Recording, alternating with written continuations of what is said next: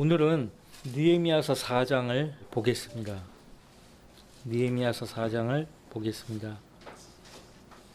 느헤미야 4장을 보면요, 하나님의 사역을 맡은 하나님의 종들에게 그 사역을 하지 못하도록 안팎으로, 그러니까 유대인들 안에서도 방해를 하고 외부 세력에 의해서도 방해를 받고, 그 상황을 우리가 4장에서 볼 수가 있습니다. 그러나 산발랏은 우리가 성벽을 건축한다는 것을 듣자 화를 내고 크게 격분하며 유대인들을 조롱하더라. 화를 내고 격분했어요. 크게 격분했어요. 왜 그럴까요? 그 2장에서 유대 백성의 안녕을 구하기 위해서 한 사람이 들어왔다 하는 그 소식을 들었을 때 그들이 어떠했다고 그렇게 성경은 말씀하고 있습니까?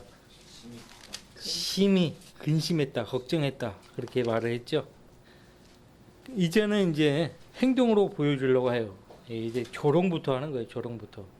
이 땅에 들어와서 털을 잡고 자신들의 계획을 펼치려고 했는데 느헤미야와 그 백성 때문에 차질이 생겨버린 거죠. 그래서 화를 못 참고 격분하고 조롱을 합니다. 조롱을 해요. 이러한 조롱은 느헤미야뿐만 아니죠.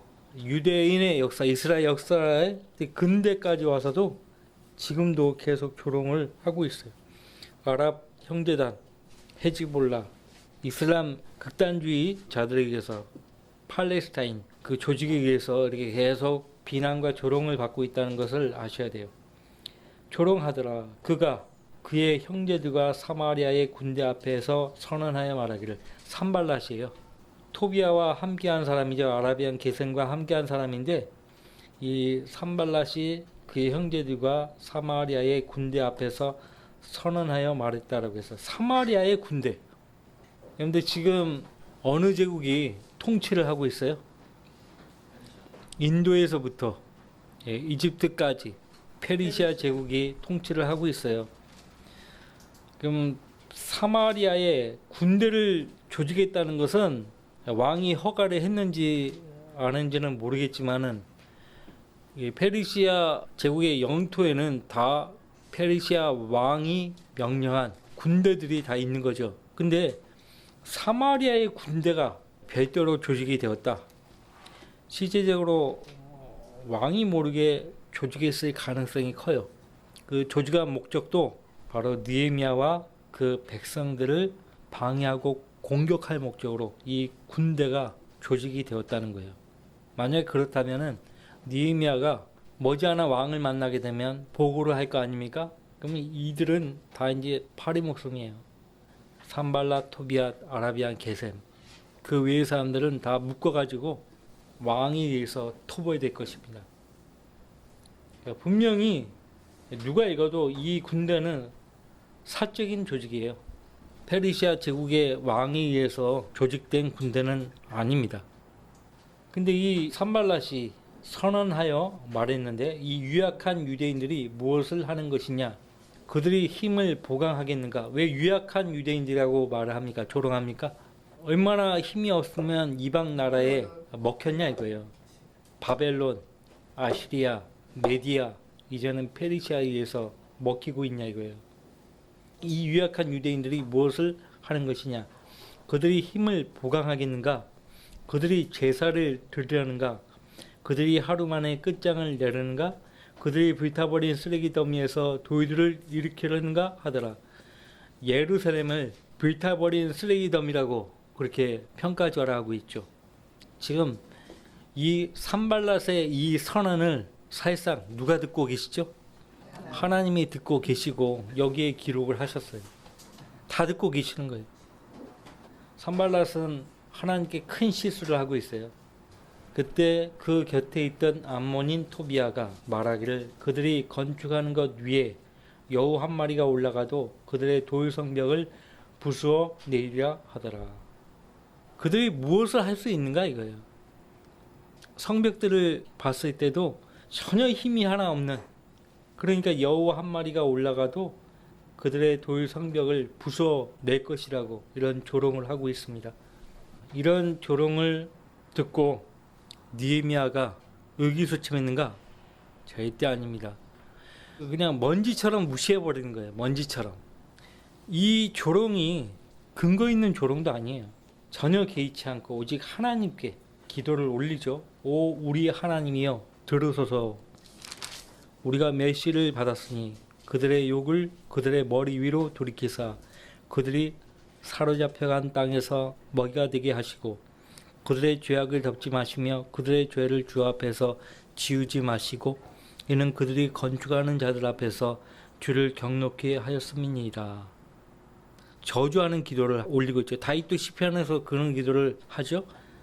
6절 그리하여 우리가 성벽을 건축하여 모든 성벽이 연결되어 그 절반에 이르렀으니 그 절반에 이르렀다라고 합니다. 이는 백성에게 일할 의사가 있었습니다라. 백성에게 일할 의사가 있었습니다라. 자, 중요한 것은 백성이요. 백성인데 백성들 모두가 이 성벽을 재건하는데 일할 의사를 가지고 임했다는 것. 이게 아주 중요한 부분입니다. 하나님의 일을 하는 사람들이 하나님의 일을 할 의향이 없다면요, 그 일을 끝까지 해낼 수 없죠. 일할 의사가 있다는 것은 그 일에 대해서 사모하는 마음을 갖는다는 거죠. 사모하는 마음을 갖지 않으면 그 일을 해낼 수 없어요. 그래서 감독의 직분을 디모데전서 3장에서 말할 때 선한 일을 사모한다는 그 말이 참으로 옳다고 했어요. 그래서 하나님의 사역에 부르심 받은 하나님의 종의 특징 가운데 하나가 하나님의 사역에 대해서 사모해요. 그리고 관심을 갖고 그 일을 하려고 애를 씁니다. 그것이 가장 큰 특징이에요. 증거입니다. 증거. 자, 백성에게 일할 의사가 있었습니다라. 그래서 이제 모두가 다 성벽을 재건하는데 아주 열심을 내었고 절반에 이르렀다라고 말합니다. 7절 그러나 산발락과 토비아와 아라비아인들과 암몬인들과 아스돗인들은 예루살렘 성벽이 완성되고 파손된 부분이 그치기 시작하였다 함을 듣자 심히 분노하여 파손된 부분이 그치기 시작하였다. 완성되었다 이거예요. 절반에 이르렀다라고 하지만은 반대 세력이 봤을 때는 완성돼 버린 거예요. 그러니까 밤낮으로 그 성벽을 재건하는데 모든 백성이 한 마음 한 혼이 돼 버린 거죠. 그래서 이 성벽이 완성되었고 파손된 부분이 이제 그치기 시작했다는 말을 듣고 심히 분노하여 8절 그들이 함께 음모하기를, 아까는 조롱했는데 이제 음모를 해요. 음모하는 목적이 뭐예요? 상대가 모르게 그들을 대적해서 그들이 이루어놓은 것을 다 파괴하겠다는 거예요. 그것이 음모의 목적이거든요. 그 음모하기를 예루살렘으로 가서 싸워 방해하자 하더라. 지금도 이러한 움직임은 계속되고 있죠. 세계 지도에서 이스라엘을 지워버리자. 옛날 이란 대통령이 공개적으로 말한 거예요. 우리는 너희들을 단 10일 이내로 지도에서 완전히 지워버릴 수 있어. 윽박지를 한다고. 윽박지를. 그리고 예루살렘에 우리 팔레스타인 국가를 세울 것이야. 이 죄도 너희는 못 버틸 것이다. 공공연하게 이렇게 엄포를 냈죠. 근데 시편 83편 2절부터 4절 또 12절에 보면은 그들을 없애자. 그런 움직임이 아주 오래전부터 있어 왔다는 거죠. 느헤미야는 그들과 맞붙어 가지고 싸움을 하려고 하지 않았습니다. 그들을 설득하려고도 하지 않았어요. 일절 그들에게 대답을 하려고 하지도 않았습니다. 오직 하나님께 나아가서 하나님께 기도했죠. 그래서 느헤미야뿐만 아니고요. 앞서 우리가 봤던 에스라도 하나님이 쓰신 하나님의 모든 일꾼들은 그 특징이 뭐예요? 기도로 모든 문제를 해결했다는 것이죠. 그러니까 우리가 주님의 일에 협력을 하기 위해서는 6절 말씀에서 말하고 있듯이 주님의 일을 하려고 하는 의사가 있어야 돼요. 하겠다는 마음가짐이 필요해요. 그런 마음가짐이 없으면 하나님 안 부르십니다. 그리고 하나님께 그 일을 기도하는 마음으로 이루어 가겠다는 마음이 있어야 돼요.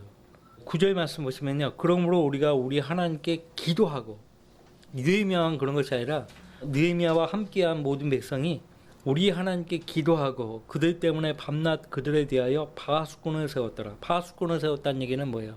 파수 본다는 말은 깨어서 지킨다는 거죠. 어떻게 지켜요? 살피는 거죠. 모든 상황을 지켜볼 안목이 필요하다는 거예요. 20절 말씀에서 미리 먼저 보는 거예요. 경청하는 귀가 필요해요. 주의 일에 협력하려면 경청하는 귀가 필요합니다. 너희가 어디서든지 나팔 소리를 듣거든 거기로 모여 우리에게 오라. 우리 하나님께서 우리를 위하여 싸우시리라 하였더라. 문에서 문 사이에 거리가 있잖아요. 망대에서 망대 사이에 거리가 있단 말이에요. 그러니까 서로 신호를 보내기 위해서 나팔을 불겠다는 거예요. 나팔 소리를 불면은 그 소리를 듣고 모이라. 그렇게 입을 모았어요. 나팔 소리를 들을 수 있는 귀가 필요한 거예요. 무슨 말인지 아시겠죠? 자, 우리가 이렇게 주님을 섬기다가 하늘로부터 이리 올라오라는 음성이 들립니다. 요한계시록 4장에 이리 올라오라. 그것이 마지막 나팔 소리라고 고린도서 15장에서 말하고 있죠. 데살로니가서 4장에서도 말하고 있고, 아직 그 마지막 나팔 소리가 울리지 않았어요. 그 마지막 나팔 소리가 우리가 흔히 듣는 그 나팔 소리는 아니에요. 하늘로부터 내려오는 나팔 소리. 경청하는 귀가 필요해요. 다시 말씀드릴게요. 우리 모두가 다 주님의 일을 하라고 부르심 받았는데, 우리가 그 주님의 일에 협력하려면 첫 번째 주님의 일을 하려고 하는 마음이 있어야 돼요. 의사가 있어야 돼요. 일할 의사가 있어야 돼요. 4장 6절, 그 다음에 4장 9절에서 말씀하고 있는 대로 하나님께 맡겨진 그 일을 기도하는 마음으로 해 나갈 수 있어야 돼요. 세 번째는 4장 9절에서 말하고 있듯이 모든 상황을 지켜볼 깨어있는 안목이 필요해요. 그 다음에 4장 10절에서 경청하는 귀가 필요해요. 자, 이 네 가지가 필요하다고요. 그것을 4장에서 우리에게 알려주고 있습니다. 외부에서 이렇게 방해 공작을 하는데 안에서도 방해를 하는 거예요. 협력을 해도 모자랄 판인데 같은 백성 안에서도 불만 소리가 나와요. 자, 10절 말씀. 그때 유다가 말하기를 짐을 지는 자들의 힘은 세잔한데 흙더미는 많으니 우리가 성벽을 건축하지 못하리라 하였으며, 지금 어떻게 보면 불평을 하는 거예요. 할 일은 많은데 그 일을 하고 있는 사람들이 힘이 너무나 미약하다 이거예요. 그러니까 다르게 이야기하면 뭐 먹을 것 좀 주고 좀 쉬게 좀 해주고 일만 시키지 말고, 그런 불평이에요 지금 한마디로. 그래서 결국은 이대로 가다가는 성벽을 건축하지 못할 것이다. 내부에서 이런 불평의 음성이 쏟아져 나오는 거예요. 11절, 우리의 대적들은 말하기를 그들이 알지도 못하고 보지도 못하게 우리가 그들 가운데로 들어가서 그들을 죽이고 공사를 중단하게 하자 하며, 지하드라고 하죠. 지하드, 거룩한 전쟁, 성전이라고 하죠. 모슬렘에서 그렇게 외치는 지하드, 성전. 우리는 한 손에 코란을 한 손에 칼을 들고 거룩한 전쟁한다 이거. 그래서 우리와 평화를 원하면 알라를 위해 이슬람 사원들을 세우는 것을 허락하라. 우리나라에도 이런 움직임이 빈번히 움직이고 있죠. 대구에서도 그렇고, 해마다 1년에 2번 인천 시청을 중심으로 이슬람 모슬림인들이 프랭카드를 이렇게 하고 막 가도행진해요. 이슬람 성전을 건축하도록 허락해달라. 그게 명시가 돼 있어요. 우리 지금 이슬람 사원 2군데가 있어요.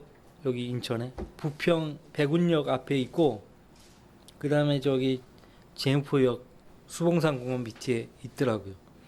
반짝반짝 빛나는 금색깔로 치장해놨어요. 지역마다 그런 사원들을 건립하도록 할 거란 말이에요. 예전에는 칼로 위협했어요. 그래서 알라에게 복종하지 않으면 평화는 어디에도 없다. 아주 거기에 못 이겨가지고 스탄 국가들이 많이 생겨났죠. 스탄. 스탄이라는 뜻은요, 땅이라는 말이래요. 땅이란 말인데, 이게 이제 왜 땅이란 말로 그렇게 붙였냐면 이슬람이 정복한 땅이란 말이에요. 그래서 스탄. 이슬람 국가에는 스탄이라고 국가 이름이 그렇게 끝나잖아요. 카자흐스탄, 우즈베키스탄, 그렇게 스탄 끝난단 말이에요. 중앙아시아는 스탄 국가들이 5개 국가가 있죠. 이슬람이 칼로 위협하는데 그걸 어떻게 막아요? 그래서 정복당한 거예요. 알라를 숭배하지 않으면은 전쟁만 있을 뿐이다.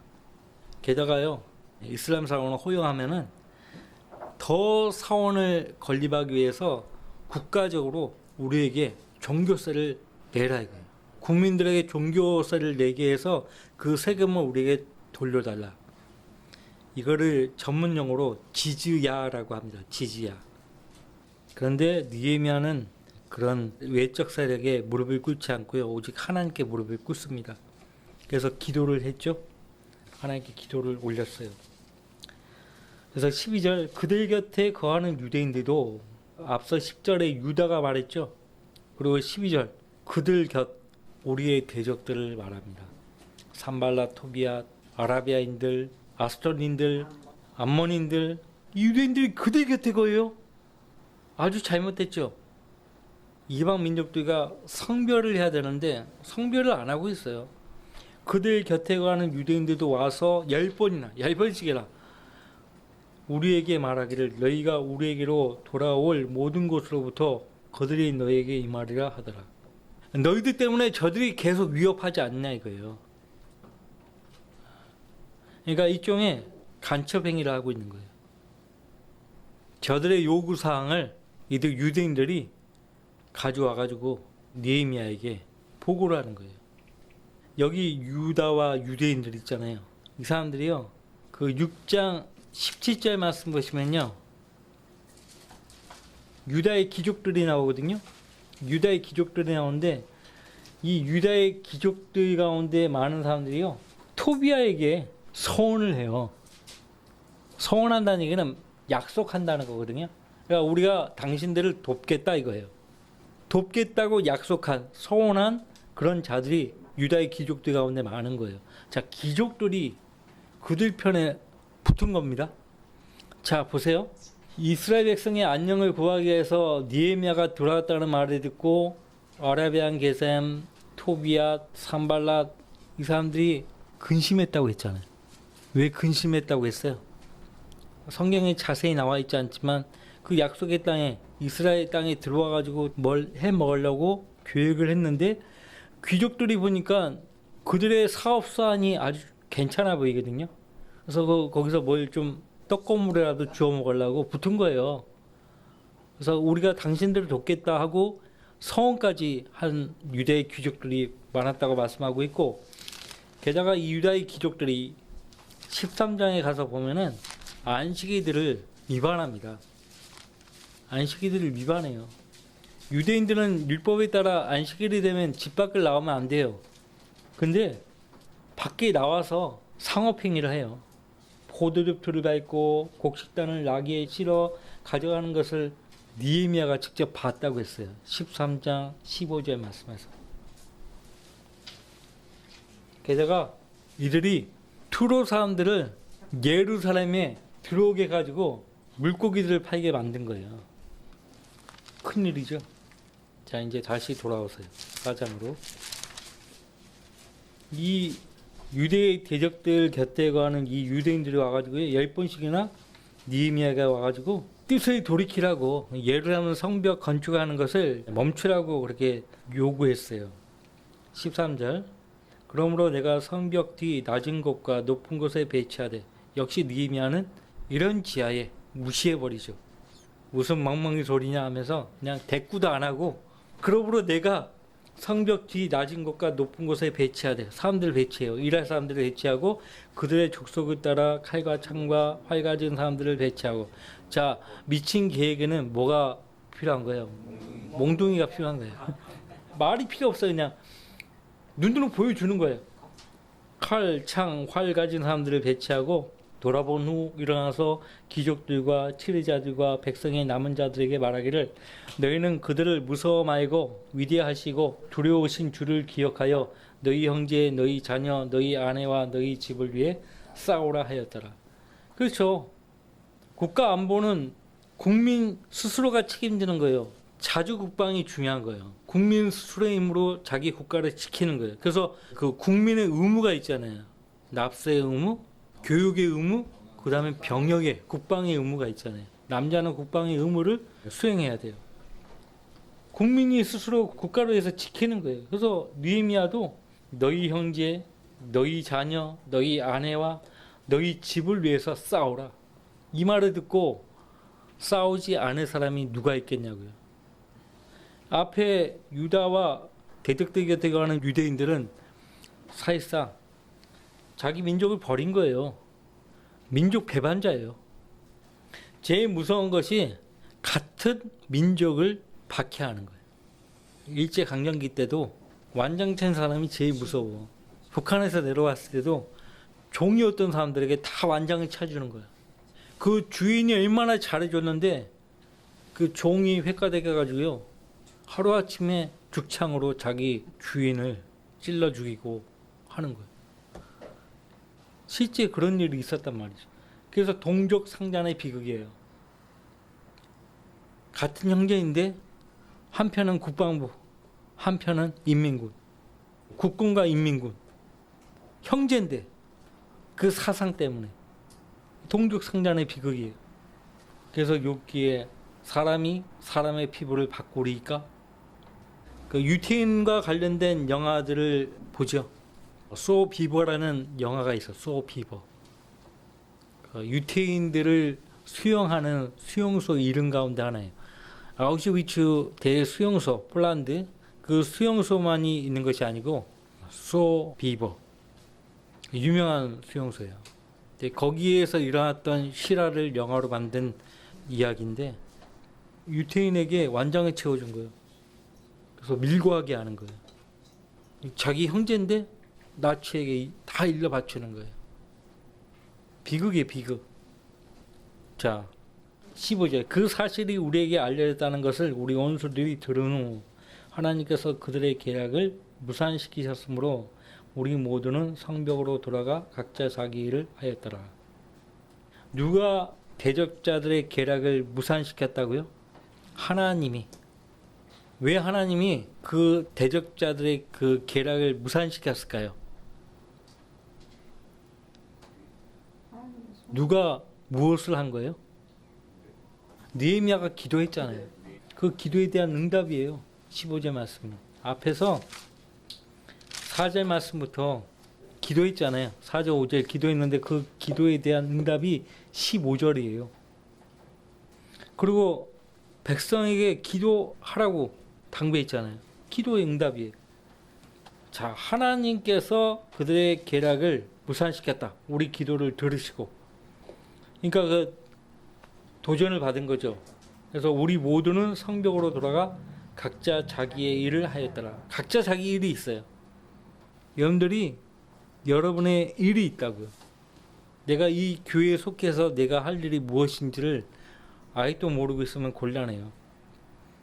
그리고 그 일을 위해서 하나님이 은사를 넘치게 부어주십니다.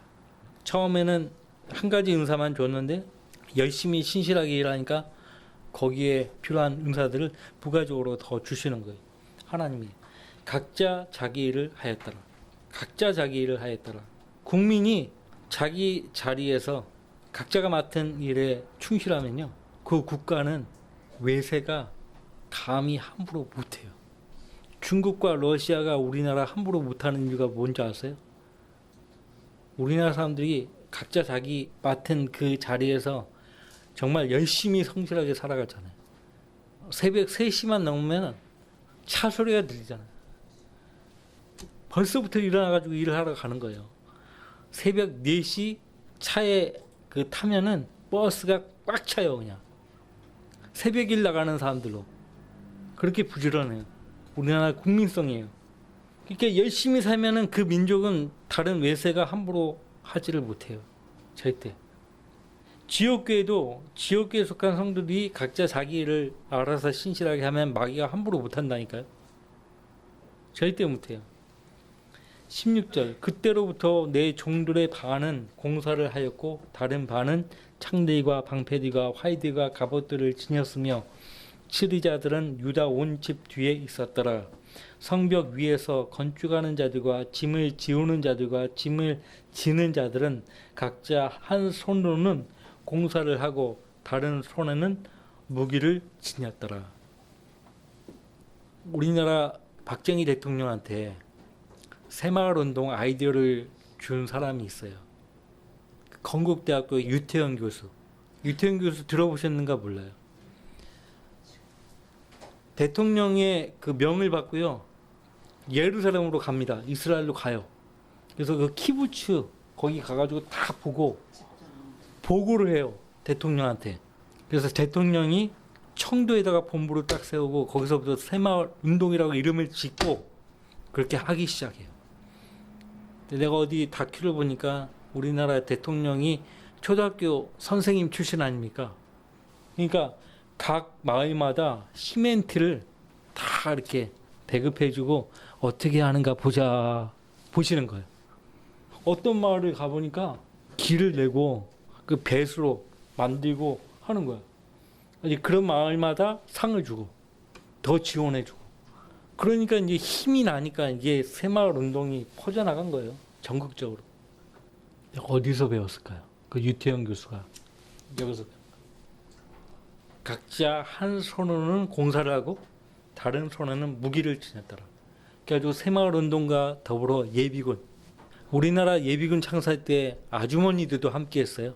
다 같이 했어요. 지금은 남자들만 하는데 그 시골 같은 경우는 특히 전방 지역에는 아주머니들도 다 예비군에 사격 훈련하고 그랬다 하더라고요. 자, 각자 한 손으로는 공사를 하고 다른 손에는 무기를 지녔더라. 건축자들은 각자 자기 옆에 칼을 차고 건축하였으며 나팔 부는 자는 내 옆에 있었더라. 왜? 지시를 받고 그 지시에 따라 신호를 보내야 하니까. 우리나라는 삼국시대 그 전부터 하도 외세 침략이 잦으니까 소리를 내가지고 신호를 보내면 이게 발각돼가지고 봉화대, 우리 문학산성이나 저 계양산 가면 봉화대 있잖아요. 그 봉화로 해가지고 신호를 올려 보냈단 말이에요. 우리나라 사람들 되게 지혜로워요. 되게 지혜로워.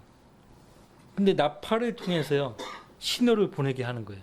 근데 나팔 소리를 소집 나팔인지 전쟁 나팔인지 진영으로 돌아오라는 귀역 나팔인지 잘 구분해서 나팔을 불어야죠. 나팔 부는 사람이 불확실한 소리를 내면 안 돼요. 은사주의자들처럼 그렇게 하면 안 되고 확실하게. 필라델피아의 용사들은 하나님 말씀대로 성경에서 명시한 복음을 정확하게 전파했습니다. 그러니까 정확한 메시지를 듣고 사람들이 모여들잖아요. 지금 어디 교회 찾아옵니까? 필라델피아 때는 사람들이 구원받기 위해서는 어디로 가야 한다는 걸 아는 거예요. 교회로 찾아가면 구원받을 수 있다는 걸 알기 때문에 사람들이 교회에 미어 터졌다니까요. 19절 내가 귀족들과 치리자들과 백성의 남은 자들에게 말하기를 공사가 크고 방대하여 우리가 성벽 위에서 나누어져 서로 멀리 떨어져 있으니 너희가 어디서든지 나팔 소리를 듣거든 거기로 모여 우리에게 오라. 우리의 하나님께서 우리를 위하여 싸우시리라 하였더라. 지금 계속 격려할 때 느헤미야가 백성들에게 격려할 때 하나님이 우리를 위해서 싸우신다. 그렇게 계속 독려하고 있어요. 하나님이 우리를 위해서 싸우신다. 이 말은 성경에 구약 성경에 많이 나오죠. 그래서 하나님의 사역을 맡은 사역자들에게는 항상 반대가 따르게 되어 있어요. 그 사람이 하나님 앞에서 맡기신 사역을 신실하게 잘 감당하는가, 어떻게 하는가, 그 사람을 칭호하고 대적하는 사람들이 있는가 보면 아는 거예요. 그 사람이 말씀대로 정확하게 나팔을 불면 그 부는 나팔을 듣기 싫어하는 사람들이 나타나게 돼 있어요. 되게 싫어요. 욕을 엄청나게 하죠. 자, 느헤미야는 하나님의 일을 해내고야 말겠다는 굳은 의지와 신념이 있었기 때문에 마귀의 공격을 어떻게 했는가? 기도로서 맞설 수가 있었어요. 그러니까 여러분들 나의 모든 상황을 하나님이 다 아시기 때문에요. 이 모든 상황을 아버지 하나님께 기도로서 가져갈 수 있어야 돼요. 내 모든 짐을 주님께 맡기라고 하잖아요. 주님께 맡기면 내 생각들이 바로 서리라. 그런데 잠언 16장 말씀 보실랍니까? 나 이 말씀 되게 좋아하는데 여러분들도 마찬가지일 거예요. 16장 3절 같이 읽습니다. 너의 의들을 주께 맡기라. 그리하면 너의 생각들이 바로 서리라. 근데 생각이 바로 서지 않지? 그럼 주님께 온전히 맡기지 않았기 때문에 그래요. 믿음으로 주님께 내 모든 일들을 맡겼으면 주님께서 네가 나에게 기도로 맡긴 것을 내가 맡았다. 내가 해결해 주마. 그 증거로 바른 생각들을 주신다고요. 그 다음에 평안이 임해요. 아무것도 염려하지 말고 너희의 구하는 것들을 감사함으로 하나님께 알려지게 하라고 했잖아요. 그리하면 모든 지각을 초월하시는 하나님의 평강이 그리스도 예수 안에서 너희 마음과 생각을 지키시라. 그 말씀이에요. 16장 3절이 너의 의들을 주께 맡기라. 그리하면 너의 생각들이 바로 서리라. 느헤미야가 하나님께 기도로 맡겼기 때문에 이렇게 즉각적으로 행동을 할 수 있었던 거예요. 어떻게 해야 된다 이런 지혜를 하나님께 받는 거예요. 그래서 보세요. 22절 그리하여 우리가 일하였고 그 중 절반은 동틀 때부터 별이 보일 때까지 창을 지녔더라. 그런데 그 황장엽 들어보셨죠? 그분이 김일성에게 선물로 준 사상이 주체 사상이에요. 주체 철학이에요. 사람이 중심이 되는, 인민이 중심이 되는 철학이 주체 사상, 주체 철학인데 그걸 버리고 내려온 사람. 근데 이분이 이시짓고 한 것이 내가 만든 주체 사상은 다 성경에서 따온 것이라고. 북한에 별보기 운동이 있어요. 이거예요. 여기서 가져온 거예요. 내가 지어낸 얘기 아니에요. 그 황장일 씨가 자기 입으로 이시짓고 했어요. 성경에서 따왔다 이거예요. 인민이 수령을 섬기려면 그 수령을 신으로 만들어야 된다 이거예요. 성경에서 갖고 온 거예요. 그 김일성은 자기 외할아버지도 그렇고 어머니도 그렇고 다 교회 집안 사람들 아닙니까? 그러니까 이해를 하는 거야. 좋은데? 좋았어. 어쨌든 밤에는 우리에게 파수가 되고 낮에는 일해야 하리라. 동틀 때부터 별이 보일 때까지 새벽별 보기 운동 가져온 거예요. 다 여기서. 22절 그때에 또 내가 백성에게 말하기를 각자 자기 부하와 함께 예루살렘 안에서 유숙하여 밤에는 우리에게 파수가 되고 낮에는 일해야 하리라 하였더라. 근데 이렇게 할 수 있었던 것은 하나님께서 우리와 함께 계시고 우리를 위해서 대신 싸우신다는 강한 믿음이 있었기 때문에 가능했던 거지. 그죠? 북한은 그런 믿음도 없잖아요. 수령에 대한 믿음 외에는 허락하지 않잖아요. 먹어야 일을 하죠. 배급도 안 하는데. 자, 밤에는 우리에게 파수가 되고 낮에는 일해야 하리라 하였더라. 그래야 나나 내 형제들이나 내 부하들이나 나를 따르는 파수 보는 사람들이나 우리 중 아무도 몸을 씻기 위하여 옷을 벗을 때를 제하고는 옷을 벗지 아니하였더라. 전쟁 때에는 옷을 벗는 게 아니에요. 전쟁 때는 항상 옷을 입고 그 상태에서 자야 돼요. 수경지에서. 언제 적이 나타날지 알 수가 없어요. 아예 그냥 참호 속에서 자잖아요. 그 추운데. 씻기 위해서 옷을 벗을 때를 제하고는 옷을 벗지 아니하였더라. 이것이에요. 하나님의 사람들이. 지금 우리는 이때처럼만큼이나 영적 전쟁 가운데 있다는 것을 아셔야 돼요. 에베소서 6장에 나오는 그리스도의 군인 보세요. 하나님의 전신갑옷을 입은 그 군인의 모습을 보세요. 화약 냄새가 진동하고 잠도 못 자고 쉬지도 못하고 먹지도 못하고 전쟁 가운데 껴있는 군인의 모습을 우리가 보죠. 에베소서 6장에 나오는 그 군인은 그런 군인이에요. 전쟁터 한가운데 있는 군인이에요. 우리는 지금 전쟁 가운데 있어요. 아직 끝나지 않았다니까요.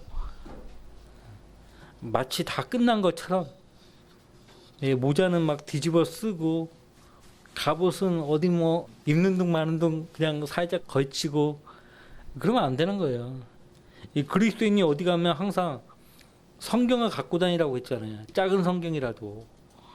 하다못해 자기 휴대폰 안에 한글 킹제임 성경 앱이 있어야 돼요. 그 앱도 없는 사람도 있어요. 안 보겠다는 거지 뭐. 우리는 틈만 나면 성경 읽잖아요. 지하철, 버스 이동 중에도 휴대폰 그 앱을 보잖아요. 그 앱 얼마나 잘 만들었는지 몰라요. 아주 똑똑하게 잘 만들었어. 자, 4장을 봤는데 이 4장 23절까지 봤는데요. 우리가 배워야 할 부분이 많았죠. 정말 배워야 할 부분이 많았죠. 이것이 하나님의 일을 맡은 하나님의 일꾼의 모습이에요. 느헤미야 보세요. 흠이 하나도 없어요. 빈틈이 없어요. 적들을 대하는 모습을 보세요. 그냥 아예 그냥 뭐 먼지처럼 대하잖아요. 그냥 허수아비로 대하잖아요. 투명인간. 가치 없는 존재로 그냥 대하는 거예요. 대꾸도 안 해요. 그냥 말도 안 섞어. 사내립이 말 잘하는 랍사기를 보내가지고 그 유대인들 심리전을 일으키잖아요. 심리전. 나약하게 만들려고. 그때 히스기야 왕이 백성들에게 대답하지 말라. 그렇게 명령했거든요. 그러니까 봐서요. 느헤미야도 아무런 대꾸를 안 해요. 이게 이제 적들을 더 화나게 만드는 거예요. 이제 이 적들의 방해가요 더 거세집니다. 거세지는데 우선 그 내부적으로 아주 문제가 커집니다. 5장은 다음 주에 계속 이어서 보겠습니다. 자, 기도하고 마치겠습니다.